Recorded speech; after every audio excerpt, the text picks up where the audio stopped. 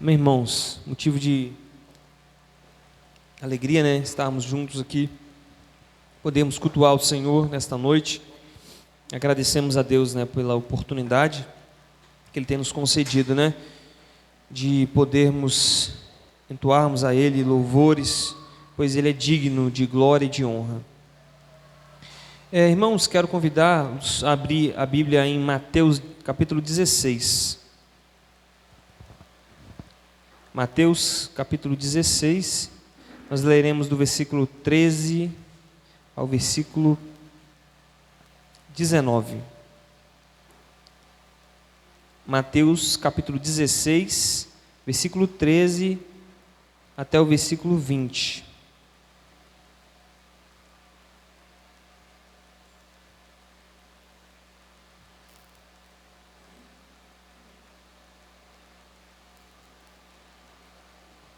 Mateus 16, versículo 13 ao versículo 20.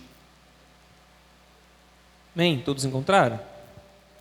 Vamos ler a palavra de Deus, que diz assim: E chegando Jesus às partes de Cesareia de Filipe, interrogou os seus discípulos, dizendo: Quem dizem os homens ser o Filho do Homem?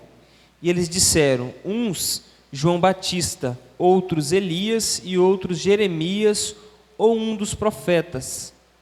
Disse-lhes ele: E vós, quem dizeis que eu sou? E Simão Pedro respondendo disse: Tu és o Cristo, o Filho do Deus vivo. E Jesus respondendo disse-lhe: Bem-aventurado és tu, Simão Bar-Jonas, porque não foi carne e sangue quem te revelou, mas meu Pai que está nos céus. Pois também eu te digo que tu és Pedro, e sobre esta pedra edificarei a minha igreja, e as portas do inferno não prevalecerão contra ela. E eu te darei as chaves do reino dos céus, e tudo que ligares na terra será ligado nos céus, e tudo que desligares na terra será desligado nos céus. Vamos orar mais uma vez? Te agradecemos, Senhor, por esta oportunidade. Te louvamos, Senhor Jesus, porque Tu és digno de honra, de glória, de louvor. Peço, Senhor, a Ti, Senhor, perdoe, Senhor, minhas falhas e me conduza, Senhor, na ministração da Tua palavra. Ajuda-nos a compreendê-la, Senhor, de tal forma que venhamos, após, Senhor, a pregação, meditar em Cristo e saber, Senhor, que somente em Ti há a solução para os nossos problemas, que somente em Ti há a remissão dos nossos pecados, que somente em Ti há um caminho perfeito a se trilhar, a paz que encontraremos, ó Deus, neste mundo só há em Ti. Guia então, Senhor, esta palavra ao nosso coração, através do Teu Santo Espírito. Oramos em nome de Jesus. Amém. Irmãos, muito se fala hoje sobre a pessoa de Jesus, né?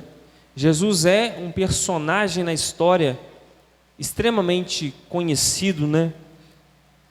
Há inúmeros livros escritos sobre Jesus, há muitas pessoas que falaram ao longo da história sobre Cristo. Jesus é um personagem muito conhecido da sociedade ocidental, oriental, até dos países que não professam a fé em Jesus, conhecem a história de Jesus, ouviu falar alguma coisa sobre Ele, né? Ele é realmente conhecido neste mundo. Até não há muito tempo atrás, falaram que Pelé era mais conhecido que Jesus Cristo, né, no mundo. Há então essa discussão de que se possa conhecer e ouvir falar sobre Jesus. Há então esse dizer sobre a pessoa, quem Ele foi, quais foram as suas formas de agir, de mover-se neste mundo, né? Então, irmãos, há dúvidas que as pessoas levantam sobre a pessoa de Jesus, há perguntas que as pessoas levantam sobre quem foi Ele. Por exemplo, os ateus hoje falam sobre a pessoa de Jesus de forma negativa. Por exemplo, você vai escutar o Philippe Pondé, que é um filósofo, ele diz assim que você vai ficar mal na sociedade se você, entre os inteligentes, se você falar mal da Bíblia. A Bíblia é um livro super interessante e Philippe Pondé é um ateu, na verdade. Ele vai dizer, não há mais dúvidas de que existiu Jesus. Existiu um judeu chamado Jesus que fez algumas coisas. Só que ele finaliza dizendo, isso não quer dizer que Jesus era Deus. Isso não quer dizer que ele nasceu de uma Virgem Maria. Isso não quer dizer que as palavras em si e toda essa história por trás dele seja verdade, mas é de fato verídico de que existiu um Jesus na história. Eles mesmos vão afirmar isso. Então, irmãos, o texto em que lemos vai mostrar de forma muito clara uma divisão entre pessoas, como elas compreendiam e viam Jesus, e como que aqueles que andavam com Jesus compreendiam a Cristo. E nós vemos isso hoje, no tempo em que nós vivemos, as pessoas que realmente compreendem quem foi Jesus, e aquelas que criam fábulas sobre Cristo, ou pensam de forma muito técnica e humana sobre a pessoa de Jesus. As pessoas dizem assim, nossa, mas talvez ele tenha sido um homem iluminado, talvez ele tenha sido um homem que veio falar sobre o amor, um homem que trouxe formas e regras muito interessantes a serem seguidas. Alguns vão dizer que na verdade ele era só um precursor e um ser humano muito elevado e que as pessoas deveriam seguir. Mas a pergunta que se deve fazer e que muitas dessas pessoas não fazem de forma honesta é: o que Jesus disse sobre si mesmo? O que ele falou sobre si mesmo? Então, Jesus vai, irmãos, fazer um divisor de águas nesse texto. Há aqui uma clara evidência daqueles que compreenderam quem Cristo era realmente, e daqueles que só criavam coisas sobre Jesus e não realmente ouviam falar sobre ele. Vamos observar também que só há, irmãos, uma revelação clara e inequívoca de quem Cristo é, a não ser pela revelação do próprio Deus. Então, há aqui uma luz jogada para dividir aqueles que compreendem Jesus e aqueles que andam nas trevas em relação a quem Ele é. O primeiro versículo diz, irmãos, que Jesus, chegando às partes de Cesareia de Filipe, interrogou os seus discípulos, dizendo, estou lendo o versículo 13, quem dizem os homens ser o Filho do Homem? A primeira pergunta aqui, irmãos, foi feita por Cristo, direcionada aos discípulos, mas Jesus aqui, irmãos, não quer saber o que os discípulos pensam sobre Jesus. Ele está dizendo, o que falam os boatos de quem seria o Filho do Homem? Jesus está, irmãos, interessado em saber o que as pessoas pensam sobre ele em relação aos discípulos, para no fim descobrir o que realmente os seus discípulos compreendiam sobre ele. O que dizem a multidão sobre o Filho do Homem? O que se há de boato, o que se fala sobre Jesus, o que se fala sobre o Filho do Homem por aí? Será, irmãos, que os discípulos viam a Jesus? Talvez essa foi a intenção de Jesus. Será que vocês, como meus discípulos, enxergam o Filho do Homem assim como o resto da multidão? Será que eles entenderam a promessa do Messias enviado? E a resposta, irmãos, dos discípulos sobre o que a multidão dizia sobre ele, demonstrava, irmãos, que o povo estava em admiração com Jesus. Olha a resposta dos discípulos. Jesus, uns dizem que tu és João Batista, outros dizem que tu és o Elias, outros dizem que você é Jeremias. Isto prova, irmãos, que o povo admirava a Jesus e que em Jesus havia uma expectativa de que ele minimamente poderia ser um profeta, pelo que se ouvia falar de Cristo.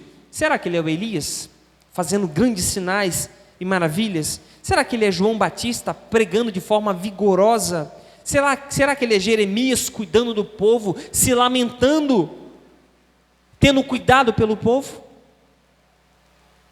Lembrando, irmãos, que o povo judeu era conhecedor de suas histórias. Eles sabiam de vários profetas, irmãos, que vieram ao longo do tempo, falando em nome de Deus e fazendo grandes maravilhas. Então, dá para notar, irmãos, que de forma geral o povo não entendera que o Messias prometido tinha vindo de uma vez por todas e que a promessa se cumpriu. Na verdade, irmãos, quando o povo observou a Jesus, observou os seus atos e o seu modo de ser, eles observaram: chegou mais um grande profeta entre nós. Chegou o Elias, que talvez viria como precursor do Messias. Mas o entendimento daquele povo ainda, irmãos, não era de que Cristo era o Messias prometido. Não havia ainda o entendimento comum daquela sociedade de que o Messias veio até eles, estava entre eles, e que havia cumprimento perfeito da promessa. Eles tinham, irmãos, um grande conhecimento da lei, porque eles podiam dizer: olha, ele me lembra Elias, olha, me lembra João Batista, me lembra Jeremias, me lembra alguns dos profetas. Você vai ver, irmãos, que tanto o evangelista Mateus, o evangelista Marcos, Lucas e João falam sobre este fato que Jesus indagou aos seus discípulos. E algum deles em Lucas e Marcos vai dizer: ele poderia ser algum dos profetas. Então o povo, irmãos, tinha um conhecimento, sim. Tinha um conhecimento de quem Jesus poderia ser. Eles não indagavam de forma aleatória, mas faziam de forma clara: será que ele é um dos profetas? Eles tinham um grande conhecimento, mas assim, irmãos, ainda assim, estavam cegos quanto ao real cumprimento da promessa. Eles ainda não conseguiam enxergar que Jesus era o Messias prometido que veio redimir a Israel dos seus pecados. Eles não conseguiam ver Jesus como servo do Deus Altíssimo ou o Filho de Deus. Então, irmãos, depois de Jesus ouvir esta pergunta, depois de Jesus perguntar aos discípulos e ouvir a resposta deles: o povo diz que o Senhor é um dos profetas. Jesus vai dizer e vai voltar a pergunta para eles. Disse-lhe Jesus no versículo 15: e vós, quem dizeis que eu sou? Então Jesus volta para eles, mas agora ele não quer saber, irmãos, sobre o que o povo mais pensa, mas sim sobre o que os discípulos pensam sobre ele. Uma coisa, irmãos, é as pessoas distantes, o que elas pensam e dizem sobre Jesus. Outra coisa é aqueles que andam perto de Jesus, o que eles dizem sobre Cristo. Aqui vai, irmãos, uma coisa que nós devemos pensar. Nós andamos com a Bíblia na mão, nós costumamos ir à igreja nas quartas, nas sextas e nos domingos, passa meses, passa anos, e nós dizemos que somos cristãos, mas a pergunta é: e vós, quem dizeis que é o Filho do Homem? O que vocês pensam sobre Jesus? Isso vai mostrar, irmãos, o que realmente nós conhecemos, quem Ele é. Será que nós sabemos quem realmente Cristo é? Vocês têm me visto há algum tempo. Jesus poderia parafrasear: viram-me o modo de eu agir, meu caráter, minha ação com as pessoas, meus milagres, ouviram as minhas palavras, mas realmente vocês compreendem quem eu sou? O povo diz que eu sou um dos profetas, eu poderia ser Elias, eu poderia ser Jeremias, mas e vocês que me escutam e estão comigo, quem vocês falam que eu sou? Não só isso, irmãos, vocês não estão seguindo o pensamento da multidão? Será que vocês não me seguem somente por impulso, por efeito manada, por simplesmente verem que eu posso realizar algumas coisas?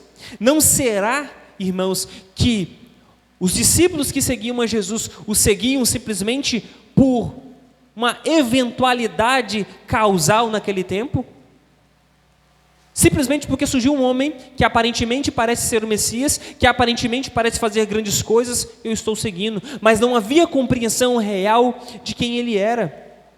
Provavelmente Judas era uma pessoa que lutava contra, irmãos, o Império Romano. Ele era homem de guerra, de batalha, e que queria tornar Israel de novo a seu poder que sempre esteve. e provavelmente viu em Jesus alguém que poderia trazer Israel ao poder outra vez, e por isso Judas talvez tenha se juntado a Jesus. A compreensão, talvez, de alguns discípulos era errada. Ele poderia ser qualquer pessoa, um salvador de Israel, em alguma medida, um profeta, poderia ser talvez até um rei, da descendência talvez de Davi, mas não o Messias prometido. Vocês então, meus discípulos, tiveram a revelação real de quem eu sou? Irmãos, seria natural aqueles discípulos pensarem que Cristo era somente mais um profeta que apareceu, ou talvez pensarem que ele era um farsante, querendo enganar o povo. Mas a resposta de Pedro, irmãos, é surpreendente. Qual a resposta dele? Tu és o Cristo, o Filho do Deus vivo. A glória, irmãos, da confissão de Pedro está no fato de que ele a apresentou quando poucos estavam a favor de Cristo e muitos estavam contra ele. Pedro, irmãos, fez a sua confissão quando os líderes religiosos de sua própria nação, os escribas, os sacerdotes e os fariseus, todos declaravam-se contrários ao Senhor Jesus. Ele fez, irmãos, a sua confissão quando Jesus Cristo estava em forma de servo, sem riquezas materiais, sem a dignidade real, sem nenhuma comprovação visível de sua realeza. Fazer uma confissão, irmãos, naquela altura dos acontecimentos, requeria grande fé e grande firmeza de caráter. A resposta de Pedro, irmãos, então evidencia que eles, na verdade, conheciam muito melhor Cristo e precisava-se de uma fé robusta, de uma fé firme, para naquele ambiente conseguir dizer que Cristo era o Filho de Deus. Qual foi, irmãos, a blasfêmia que acusaram de Jesus? Qual foi a blasfêmia? Você se faz igual a Deus. Você, sendo homem, se coloca como filho de Deus. Você blasfema, é por isso que nós queremos apedrejar você. Está em João 10, 30 a 38. Jesus vai perguntar para eles: por que é que vocês estão me apedrejando? Por qual dos milagres que eu fiz? Vai dizer: por nenhum dos milagres que você fez, mas sim porque você se faz igual a Deus. A confissão daqueles discípulos, irmãos, era algo profundo, porque eles não estavam simplesmente indo contra uma religião daquela época, mas sim contra os seus, da sua própria nação.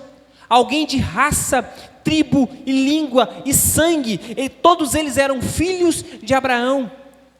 E quando olhava-se para Jesus, não via, irmãos, de forma visível que ele era o Cristo e o Messias, porque eles só se ligaram, irmãos, nas promessas que dizia que ele era rei, que dizia que ele era descendente de Davi, que dizia que ele iria redimir Israel.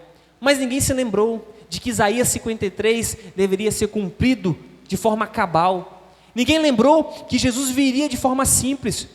Ninguém se lembrou de que ele nasceria de uma virgem pobre e simples. Ninguém se lembrou que ele viria sobre um jumento sobre Israel.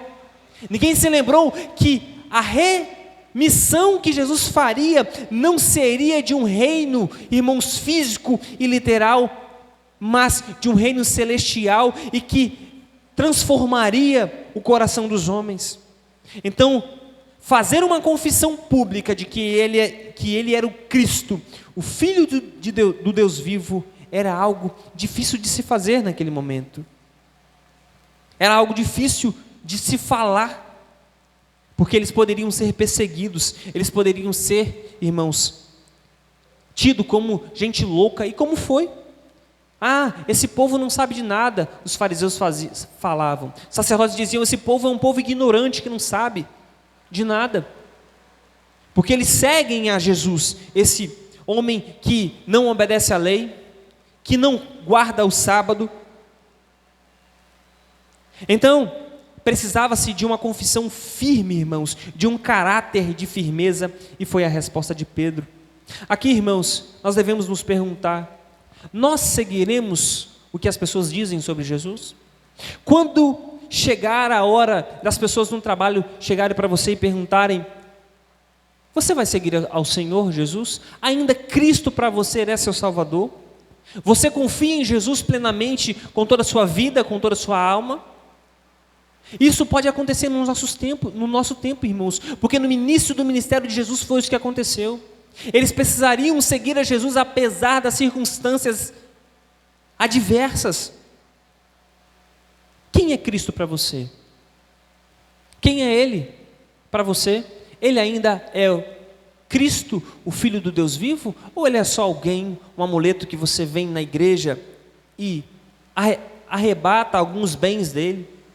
Em João 6 diz, Jesus falando para eles: vocês não estão vindo a mim pelos sinais que vocês viram, e por assim creu em mim, nas minhas palavras. Não, vocês estão vindo a mim porque vocês se saciaram, vocês comeram dos pães e dos peixes que eu multipliquei ontem, por isso vocês quiseram me fazer rei. Essa, irmãos, deve ser uma pergunta que nós devemos fazer. Cristo deve ser para nós, irmãos, o Cristo, o Filho do Deus vivo, porque foi isso que Ele disse que Ele era, e não outra coisa. Ele não é, irmão, simplesmente um filósofo. Ele não é simplesmente alguém que teve boas ideias, bons ensinamentos, um homem elevado em meio à sociedade, alguém que pode simplesmente nós olharmos e seguir como exemplo. Não. Ele disse, e as suas ações demonstravam que Ele era o Filho de Deus. Ele não era, irmãos, então, segundo o anúncio de Pedro, um anunciador de profecias. Ele não era simplesmente um profeta, apesar de sê-lo, mas ele era, irmãos, o cumprimento da profecia, onde, irmãos, tudo se convergia. Ele era a própria promessa se cumprindo em pessoa ali. Ele era o Cristo, o Filho de Deus, do Deus vivo. Ele era o Cristo que foi prometido em Gênesis 3,15.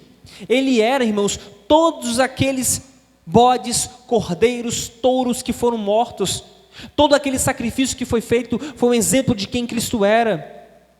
Moisés disse: vai vir um homem falando como eu, vocês deverão ouvi-lo. Toda a promessa do Antigo Testamento estava apontando para a pessoa de Jesus, e Pedro vai dizer: esse sim é o cumprimento da promessa. Cristo, irmãos, Ele não é simplesmente alguém que nós podemos olhar para Ele poder ter benefícios somente, mas Ele é uma pessoa que merece toda a honra, glória e louvor. E se não for isso, Ele não vai querer nada de você. Ou você vai dar tudo a Ele, ou não vai dar nada.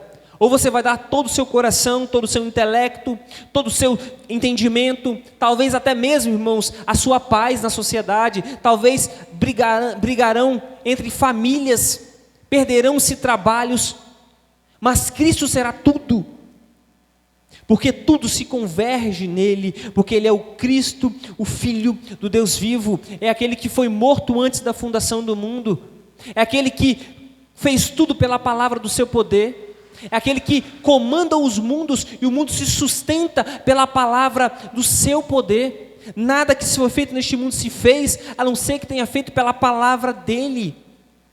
Não há nada, irmãos, que nós podemos fazer, não há absolutamente nenhum caminho a trilhar, a não ser andar com Cristo. Não adianta pegar Cristo como profeta, não adianta pegar Cristo como um fazedor de milagres, não adianta pegar Cristo como simplesmente alguém que pode dar boas coisas para nós, a não ser que aceitamos Ele como Cristo, o Filho de Deus vivo, de forma completa, genuína, de forma inteira. Senão, irmãos, nós não o teremos de forma completa. Ele era o Cristo que veio redimir Israel, e a sua filiação a Deus demonstrava que Ele era o próprio Deus, Ele era o Verbo encarnado. A resposta de Pedro é: tu és o Cristo, o Filho do Deus vivo. Essa demonstração de filho, irmãos, não simplesmente de que Cristo era menor, mas a ideia de pai e filho para o judeu e no Antigo Testamento é que ele era alguém da mesma linhagem, do mesmo nível. Quando você compreende que você é filho de um pai, você compreende que você é daquela descendência, você é daquele sangue. Cristo era um com Deus, é essa a imagem, a linguagem e a informação que Jesus queria passar para eles. Por isso que Jesus falou: Você não tem me visto, Filipe? Quem me vê a mim, vê o Pai. Jesus disse: eu e o Pai somos um. Aquele que vier até mim, vai vir até o Pai. E ninguém pode ir ao Pai a não ser por mim.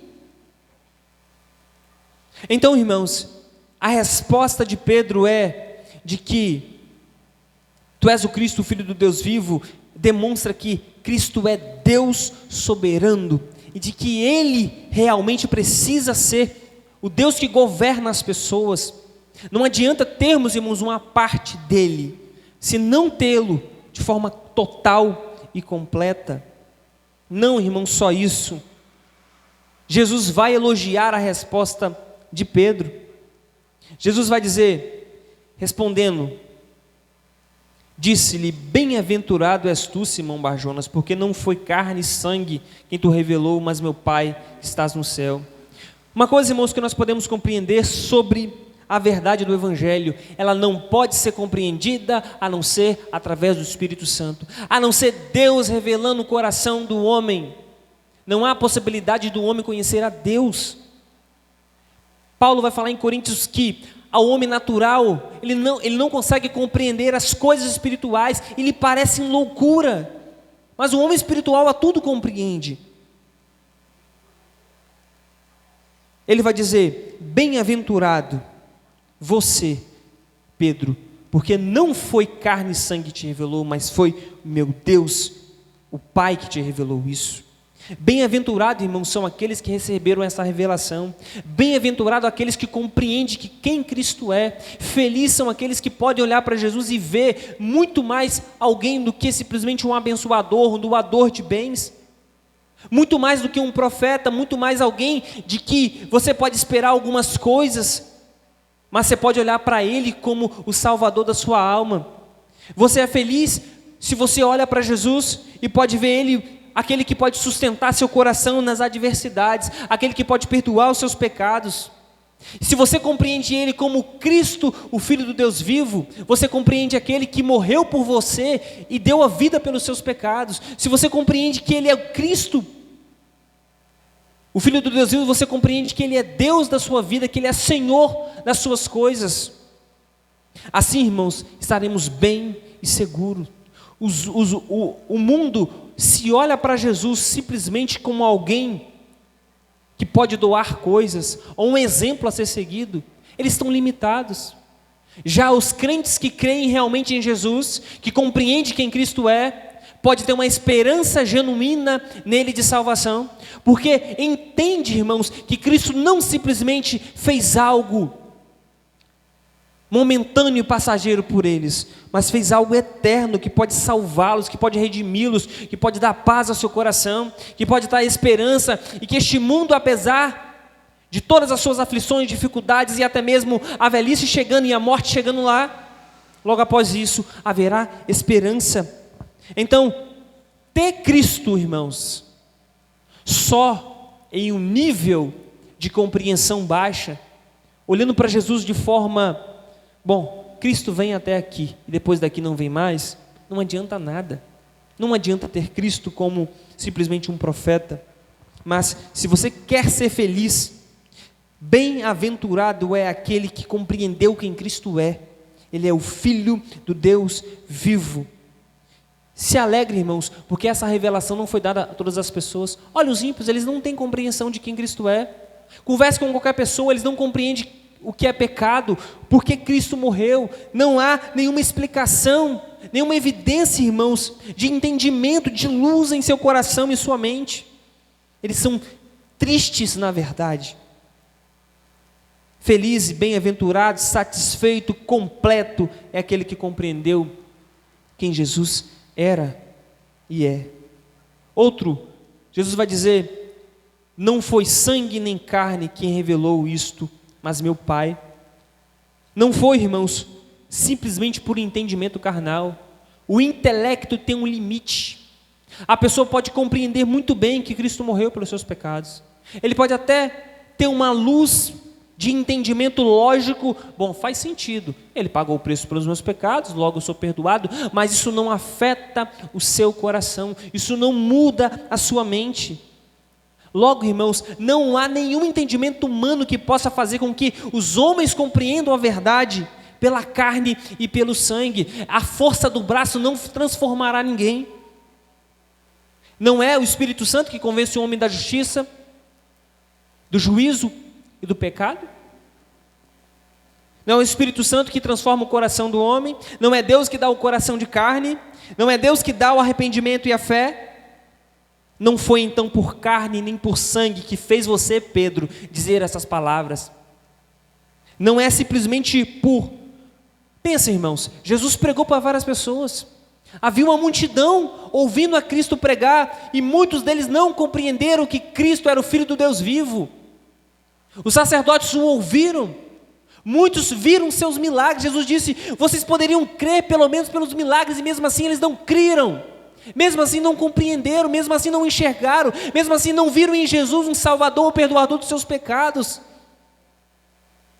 Não foi por carne nem por sangue, mas foi o Pai que revelou ao seu coração. Irmãos, se tem uma força que pode transformar o homem, essa força é o Espírito Santo. Mas foi meu Pai que está nos céus que te revelou, Pedro. Então, irmãos, nós precisamos ter isto em mente e pedir a Deus que revele ao nosso coração quem Cristo é, maiores revelações de quem Cristo é. E talvez, no princípio poderemos ser salvos, se talvez não formos, mas só teremos maiores clareza de quem Cristo é, se Deus revelar ao nosso coração. A pergunta é: o que é a Bíblia? A Bíblia é a revelação de Deus ao homem, não é isto? A salvação não é nós entendermos e compreendermos quem Cristo é e o que Ele fez por nós? Isso é a revelação de Deus. Só compreendemos quem Cristo é, o que Ele foi, o que Ele fez, o que Ele pode fazer por nós e o que Ele fará por nós, porque Deus nos revelou.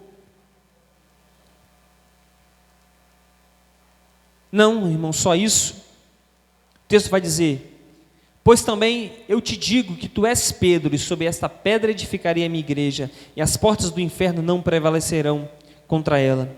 19: e eu te darei as chaves do reino dos céus, e tudo o que ligares na terra será ligado nos céus, e tudo o que desligares na terra será desligado nos céus. Observe, irmãos, que há algumas controvérsias neste texto. A Igreja Católica, irmãos, vai dizer que Pedro é a pedra fundamental da igreja. Ele foi o primeiro papa. Ele que deu os fundamentos da igreja.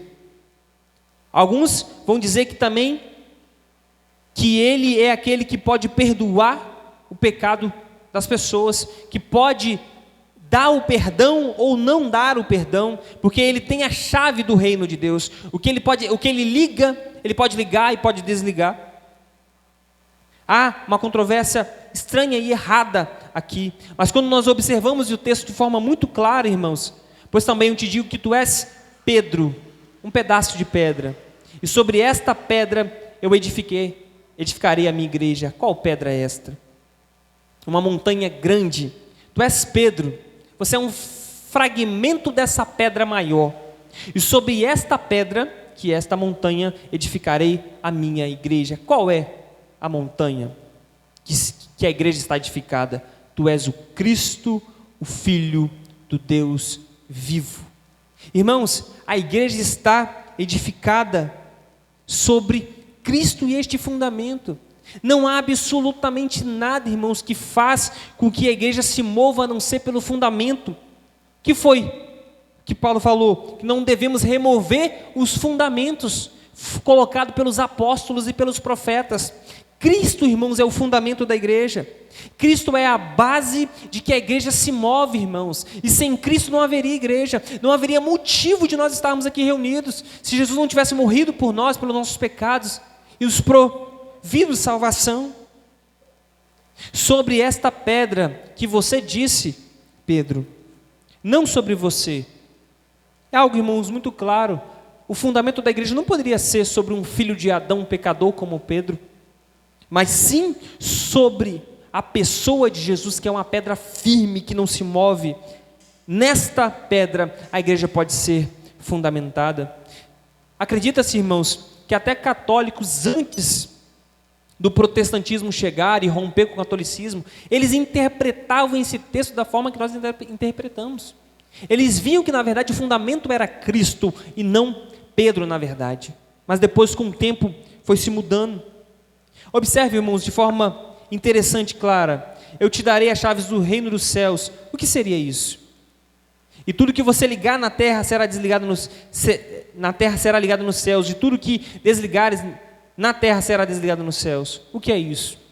Isso não é simplesmente o poder de abrir o céu ou fechá-lo, mas é o poder, irmãos, pela manifestação do Evangelho, de abrir a porta e o caminho para as pessoas da salvação. É isso que Jesus está querendo dizer. Você agora, Pedro, tem as chaves do reino, você pode abri-la pela pregação do Evangelho. E sabe por quê? Porque você tem um fundamento certo. Nós só podemos, irmãos, abrir a salvação para os homens dizendo: o Cristo, Ele é o Filho do Deus vivo. Essa é a chave que abre a porta do reino para as pessoas. Agora, Pedro, por conta deste fundamento, que é Cristo, você tem também as chaves do reino. E essas chaves são a pessoa de nosso Senhor Jesus Cristo. Ele é o caminho que pode conduzir os homens à salvação. Ele é a porta que pode abrir, irmãos, e os homens achar pastagem e salvação para suas almas. Então, Pedro tem o poder agora, irmãos, porque Cristo concedeu a ele, pela palavra que o próprio Pedro disse, de fazer com que os homens trilhem um caminho da salvação. E não só isso, irmãos, as portas do inferno não prevalecerão contra ela. A igreja, irmãos, tem sido perseguida no mundo. Há muitos séculos a igreja tem sido perseguida, mas o fundamento está lá firme.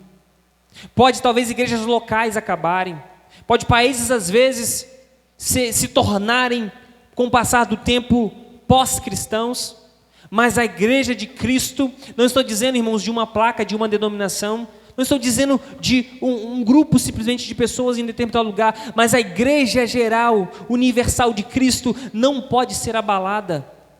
Cristo há de prevalecer, irmãos, sobre as forças do mal. O Evangelho, irmãos, ainda vai prevalecer sobre este mundo e vai trazer vitória. No fim, nós podemos olhar e ver destruição, irmãos, da igreja.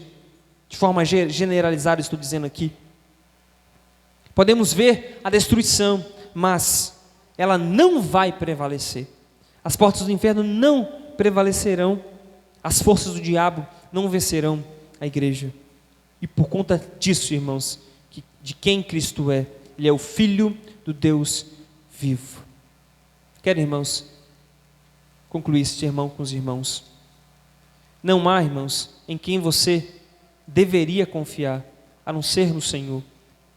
E que essa possa ser a nossa resposta quando Cristo nos perguntar: e para vocês? E para vocês? E para você? Quem Cristo é? Jesus multiplica os pães, irmãos, prega um sermão duro e diz a todos a multidão: vocês devem comer da minha carne e beber do meu sangue. Eles vão dizer: duro é este discurso, quem o pode ouvir? E muitos se retiraram. Jesus vira para os discípulos e diz: e vocês? Também querem se retirar? Vocês também se retirarão? Pedro pega a palavra e diz: para onde iremos nós, se só tu tens a palavra de vida eterna? Que Cristo seja, irmãos, a nossa vida eterna, temos foco somente nele, pois este mundo há de passar. Vamos orar, agradecer ao Senhor. Te louvamos, Senhor, por esta noite, pela tua palavra aqui, pelo teu poder e pela tua misericórdia, Senhor, em nossos corações. Guia-nos, Senhor, nos faça viver uma vida digna do Evangelho. Ajuda-nos a focar, Senhor, somente em Jesus, o nosso Senhor, pois Ele é o nosso Salvador. Que possamos ter em mente que Ele é o Cristo, o Filho do Deus vivo, que pode nos salvar. Oramos assim, Pai, em nome de Jesus. Amém.